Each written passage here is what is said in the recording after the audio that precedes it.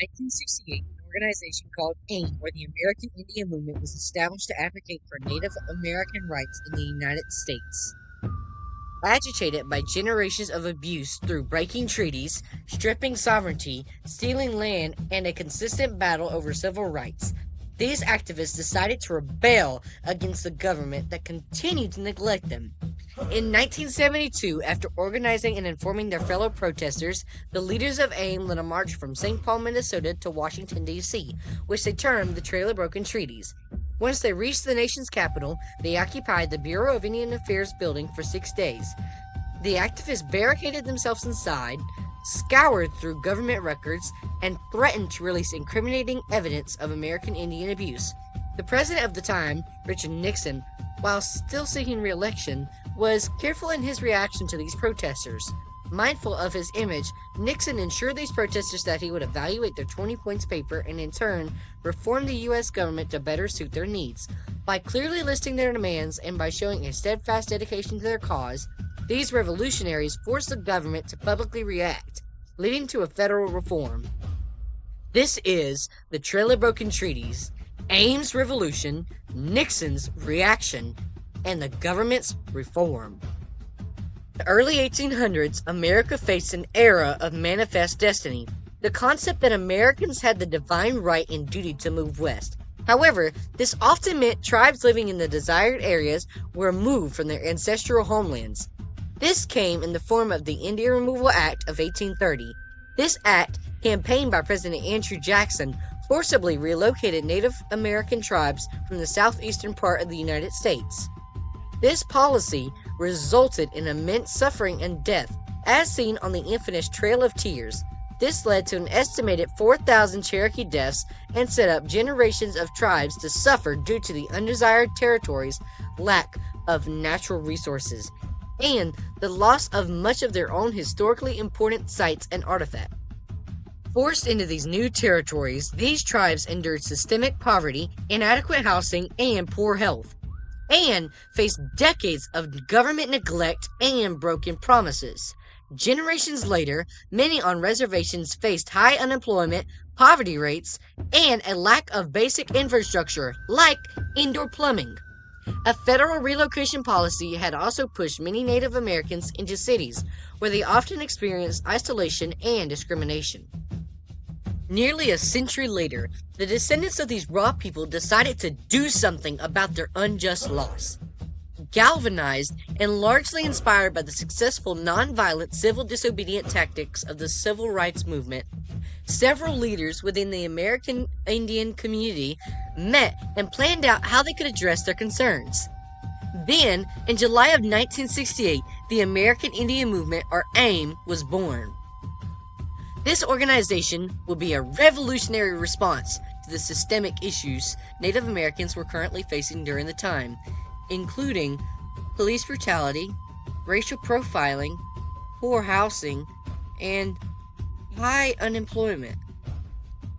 They focused on border issues like tribal sovereignty, the enforcement of treaties, and the revitalization of Native American culture.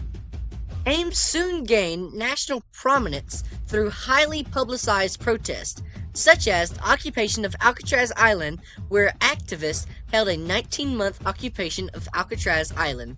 They claimed the unused federal land under the terms of previous American-signed treaties, with several other mass protests.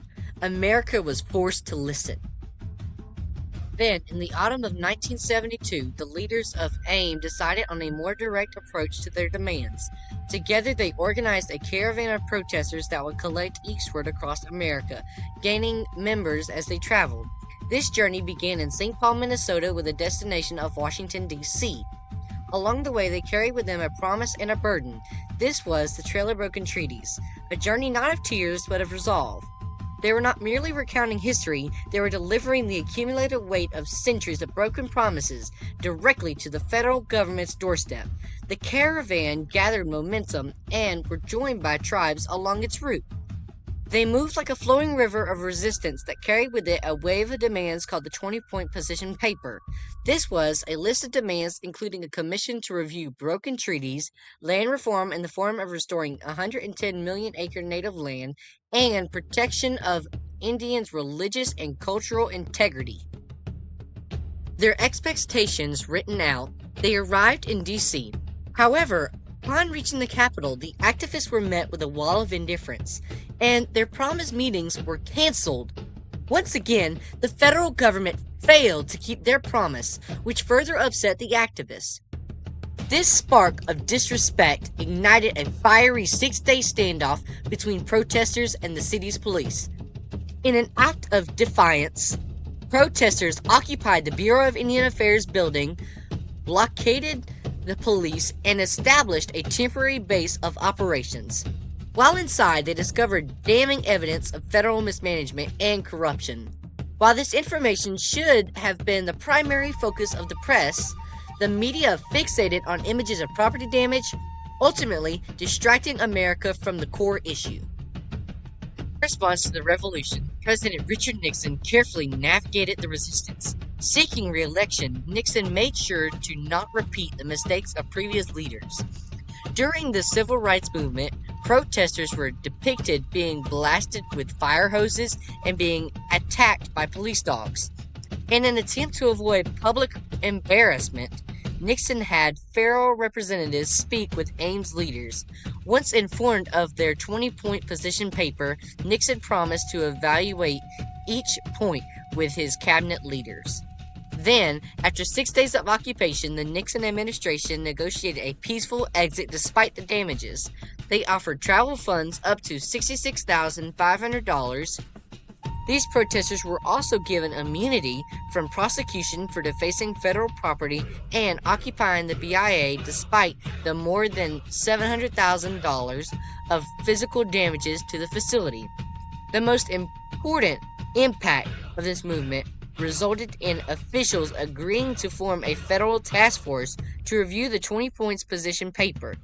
However, even though they agreed to review the 20 points, the federal task force ultimately rejected the demands within months, stating that the government makes treaties with foreign nations, not its own citizens. While the immediate outcome was frustrating, with their demands seeming rejected, the occupation sent a powerful message.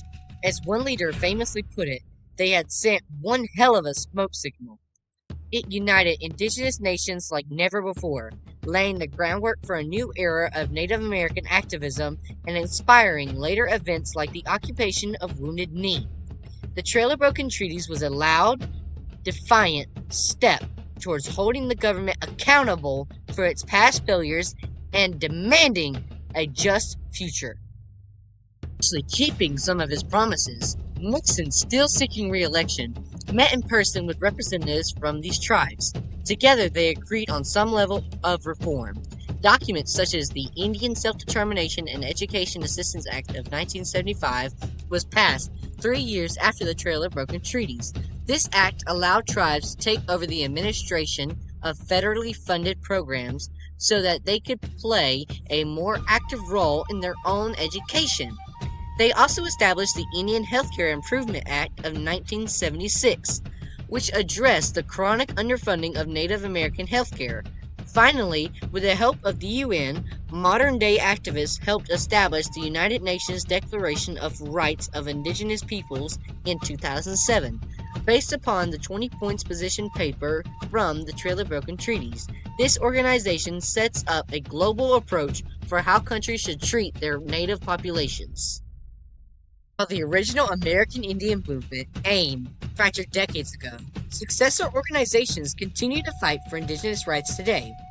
Led by groups like the Minneapolis-based Ain Grand Governing Council, AIMGGC, modern activists advocate for a wide range of issues, including treaty rights, tribal sovereignty, and cultural preservation.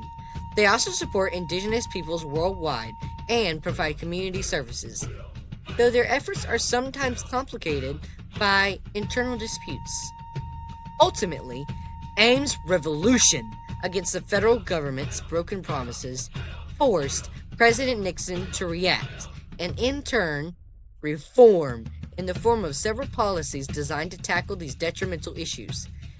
In fact, if you too wish to help our American Indian communities today, please join organizations such as National Congress of American Indians, NCAI, and Native American Connections, NAC.